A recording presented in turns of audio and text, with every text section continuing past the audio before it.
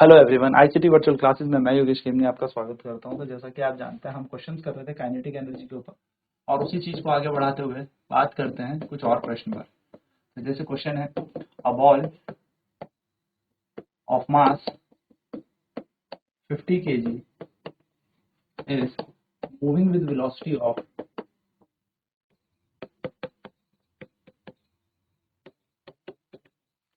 a ball of mass 50 kg is moving with velocity of 20 kilometre per hour.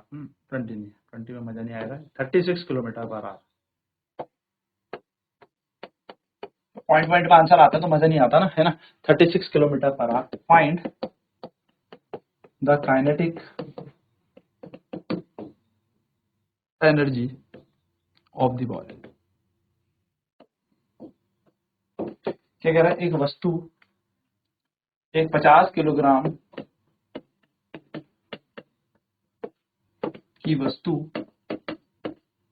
एक 50 KG की वस्तु 20 metre पर second, 36 kilometre प्रति घंटे के 36 किलोमीटर प्रति घंटे की चाल से चलती है।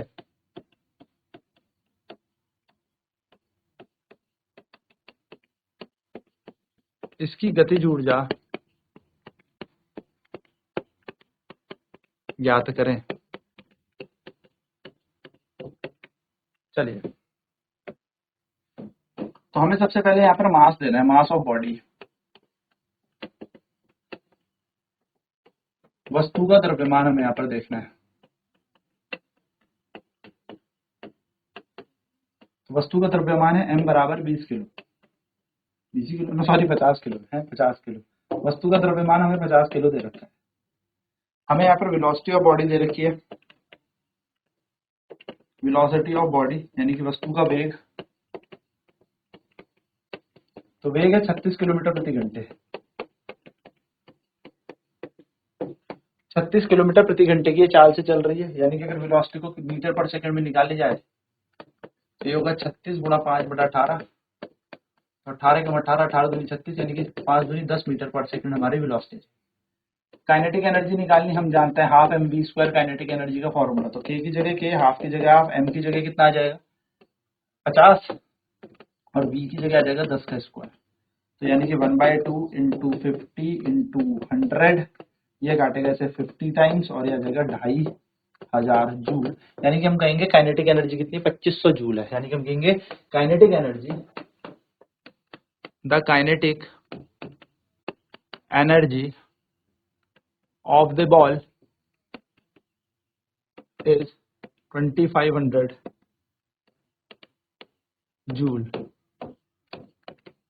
वस्तु की गतिज ऊर्जा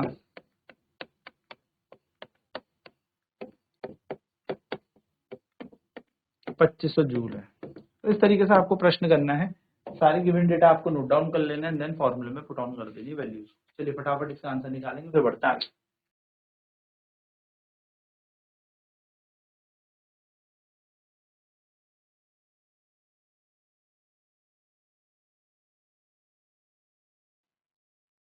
तो हमें बोला 50 किलो की वस्तु 36 किलोमीटर प्रति घंटे की चाल से चलती है, इसकी गतिज ऊर्जा ज्ञात करें।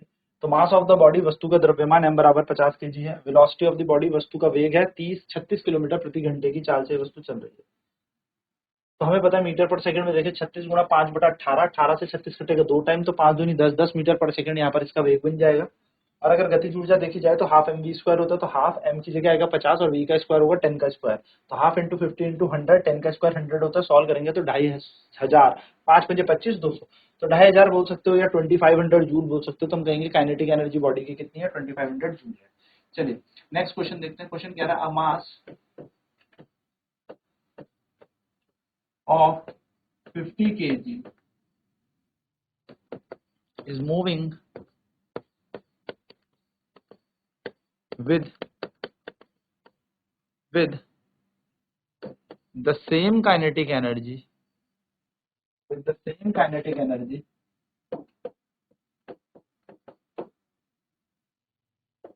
as a mass of 100 kg moves. Find the ratio of 100, इसको एक काम करो, इसको 200 कर दो, ठीक है। Find the ratio of their momentum, या मोमेंटा लिखा होगा, मोमेंटा प्लूरल होता है मोमेंटम का, ठीक है। चलिए क्या कह रहा है, एक 50 किलो का द्रव्यमान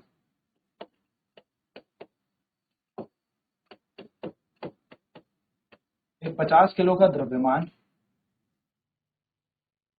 और 200 किलो का द्रव्यमान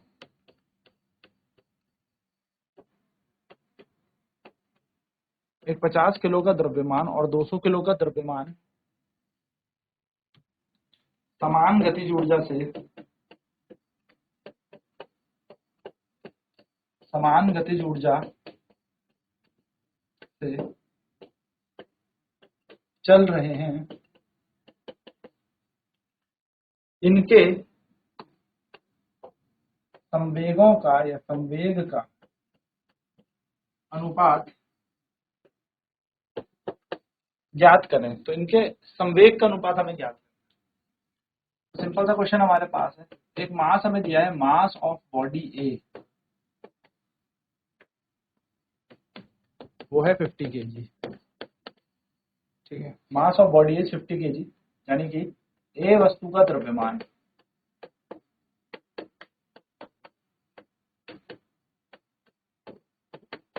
जिसको हमने मान लिया m1, मान लेते हैं इसको m1,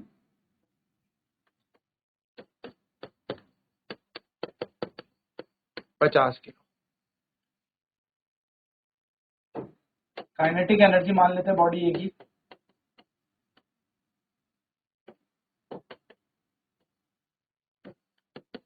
ओके मान लेते हैं, यानी कि ए वस्तु की गतिज ऊर्जा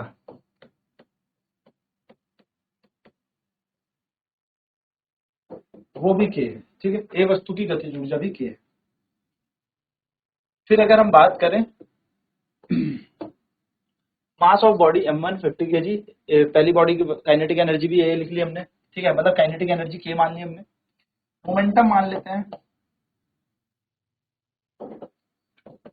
ए वस्तु की मोमेंटम को मान लेते हैं, यानी कि ए का संवेग हम मान लेते हैं, ए का संवेग आ जाएगा हमारे पास p, p1 मान लेते हैं। तो हम जानते हैं वी नो दैट, हमें पता है, हम जानते हैं momentum is equal to √2m के होता है। p1 यहाँ आ जाएगा, तो p1 बराबर पहली वस्तु के लिए कितना आएगा 2, मास इसका 50 और k की जगह k, जिसको पहला समीकरण मान के रोक देते हैं। नाउ बात करते हैं दूसरी बॉडी के लिए, और बॉडी बी, मान लो दूसरी वस्तु के लिए और मास बी ले लेते हैं, बी द्रव्यमान के लिए, यानी कि दूसरे द्रव्यमान के लिए,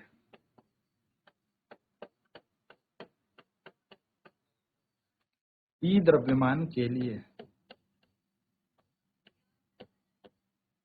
तो अगर हम बी द्रव्यमान के लिए देखें तो हमें पता है मास हमें कितना दिया है, मास ऑफ बॉडी बी, यानी कि बी वस्तु का द्रव्यमान हमें कितना दिया है,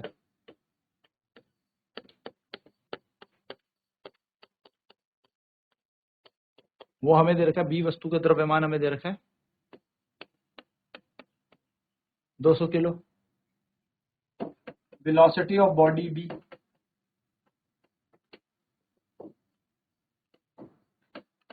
यानी कि बी वस्तु के वेग, सॉरी वेग नहीं, इसको हम वेलोसिटी की जगह काइनेटिक एनर्जी लेते हैं, kinetic energy of body b, b वस्तु की गतिज ऊर्जा, तो बी वस्तु की भी गतिज ऊर्जा तो के ही होगी ना, दोनों समान गतिज ऊर्जाओं से चल रहे हैं। और मान लिया P2 क्या है, जब मैं बोलूं मोमेंटम ऑफ बॉडी बी,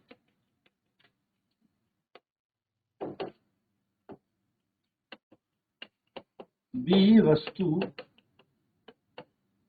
का संवेग, तो P2 मान लेते हैं इसको। हम ये भी जानते हैं कि P2 बराबर क्या होता है, √2m_k2, यानी कि P2 ऐसी √2 ऐसी, इसकी जगह आ जाएगा 200 मास की जगह और के की जगह के, क्योंकि K2 तो के है ना, गतिज ऊर्जा तो समान है ना। बस अब क्या करना है, अकॉर्डिंग टू क्वेश्चन, प्रश्न के अनुसार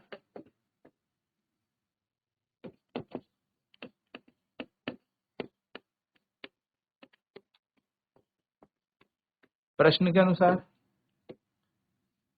प्रश्न कहता है हमारा कि इन दोनों के हमें मोमेंटम का रेशियो निकालना है, यानी कि संवेग का अनुपात निकालना है। तो अंडर रूट 2m के यहाँ पे आ जाएगा और यहाँ पे भी आ जाएगा रूट 2m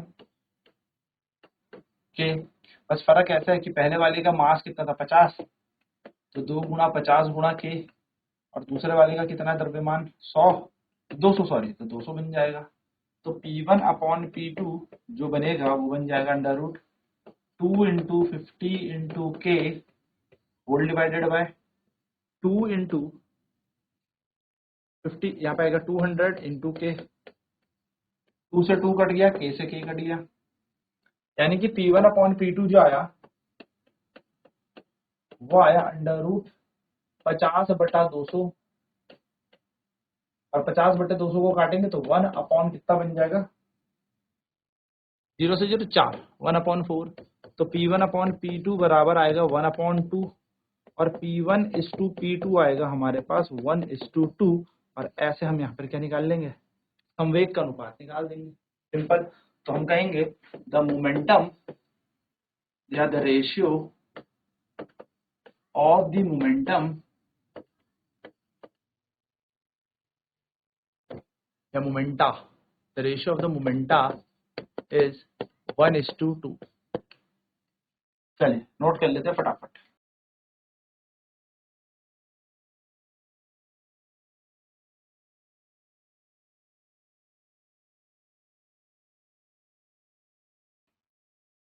तो अकॉर्डिंग टू क्वेश्चन हमने प्रश्न के अनुसार देखा, तो पहली वस्तु का मोमेंटम संवेग क्या अंडर रूट 2m के, दूसरी वस्तु का मोमेंटम था अंडर रूट 2m के, बस m की जगह मास आ गया 50, दूसरी की जगह आ गया 200, P1 अपॉन P2, 2 से 2 कैंसिल हो गया, 50/200, k से k कट गया, तो P1 upon P2 is equal to under root 50/200 cancel हुआ 1/4, जो कि बाहर आके बन जाएगा 1/2, यानी कि अनुपात हमें जो निकालना था वो बन गया 1:2।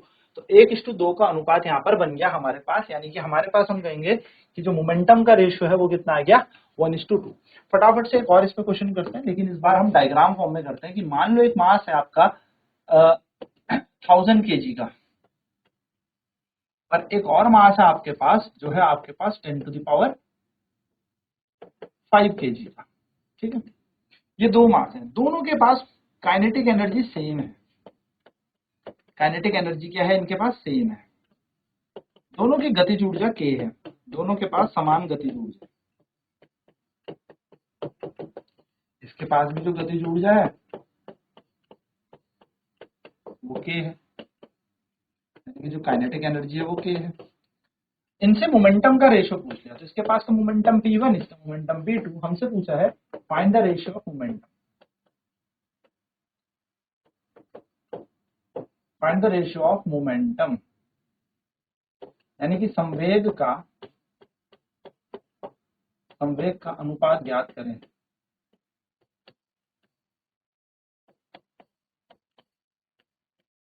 तो संवेग का अगर हमें अनुपात ज्ञात करना है तो क्या बन जाएगा, देखो P1 अगर हम नया निकालते हैं क्या निकलेगा, M1 की वैल्यू कितनी दे रखी है 100 kg, सॉरी 1000 kg, M2 की वैल्यू कितनी दे रखी है 1 2 3 4, 1 2 3 4 5 किलो है ना, मतलब 10⁵।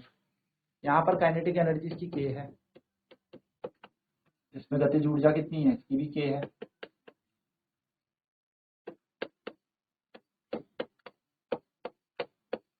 गतिज ऊर्जा कितनी है k, यहाँ पर काइनेटिक एनर्जी कितनी है k है, यहाँ पर गतिज ऊर्जा कितनी है k है, यहाँ का जो संवेग है P1 is equal to under root 2m k हो जाएगा, और यहाँ पर P2 is equal to under root 2m k हो जाएगा। बस फर्क इतना है, इसका मास 1 है तो 1 आ जाएगा, यहाँ पर मास 2 है तो 2 आ जाएगा, क्योंकि गतिज ऊर्जा दोनों में समान है। तो अब क्या करेंगे, अगर हम इन दोनों का अनुपात निकाले P1 P2 का, तो अंडर रूट 2, M1 का मान है 1000 और k का मान कितना है k, रूट 2 1000 यानी कि 1 2 3 4 5 इंटू k, ध्यान से देखा जाए तो ये बन जाएगा 2 इंटू 1 2 3 के अपॉन 2 इंटू 1 2 3 4 5 के से के कट गया, 2 से 2 कट गया, 1 2 1 2 3 3, यानी कि ये बन जाएगा 1/100 इज इक्वल टू 1/10।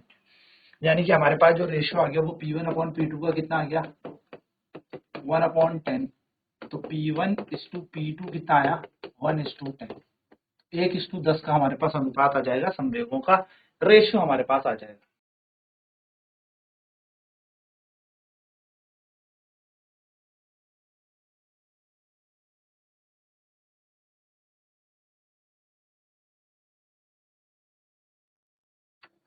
सो इस तरीके से बेसिकली हमारे पास दो तरीके के क्वेश्चन थे कि हमें गतिज ऊर्जा समान रेशियो की हमें मोमेंटम संवेगों का अनुपात निकालना है। अब नेक्स्ट क्लास में बात करेंगे किस तरीके से काइनेटिक एनर्जीज का भी रेशियो निकाला जा सकता है। तो आज की क्लास में इतना ही। आईसीटी वर्चुअल क्लासेस में जुड़ने के लिए धन्यवाद। आपका दिन शुभ हो।